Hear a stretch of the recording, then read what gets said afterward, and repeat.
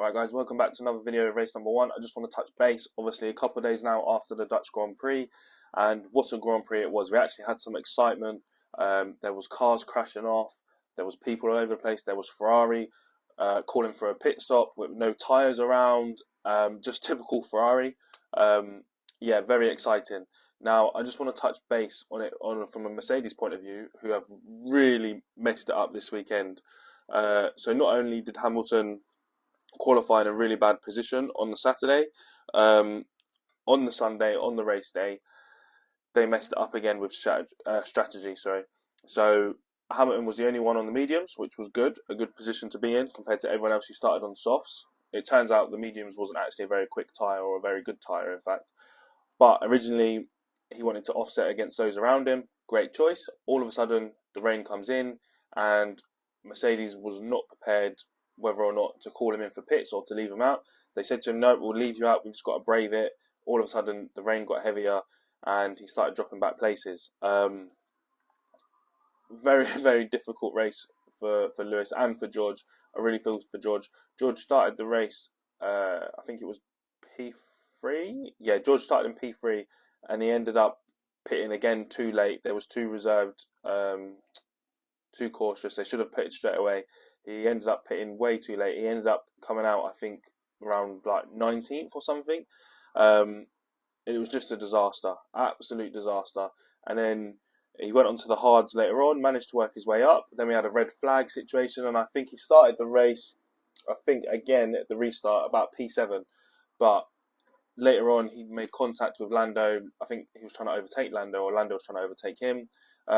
They slightly touched, and again, these cars are so sharp, one little touch and you've got a puncher. So that pretty much ruined the racing for George, and then he finished outside the points. He finished P17.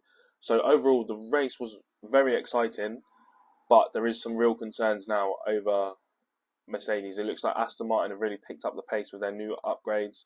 They're bringing some new upgrades this weekend as well to Monza. So obviously Ferrari, they're going to be quick this weekend at Monza as well. So it's looking like Mercedes really need to get, one, they need to improve on their strategy because they're starting to look a bit like Ferrari, which is definitely a no-go zone for strategy. So they need to improve very quickly. But the car looks good. The car actually did look quick. It looked quick all weekend. It's just, again, the strategy for Lewis on the Saturday for the qualifying ruined his run. He basically did a run too early.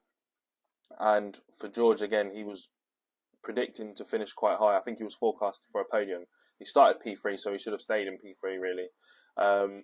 Yeah, very disappointing for Mercedes. I know Toto Wolff's not happy with the outcome, and there's a lot of pressure now. So are we going to see Toto Wolff leave, perhaps, at the end of this year? Is he going to say enough is enough? And there's talk of this new team principal that he's working with, trying to get him up to team principal level. So maybe this is it. Maybe Toto Wolff will retire at the end of this season. Still no announcement on Lewis, whether or not everyone knows he's staying, but no one knows for how long. Is it 1 year, is it 2 years, is it 3 years, or is it 4 years like his dad is saying?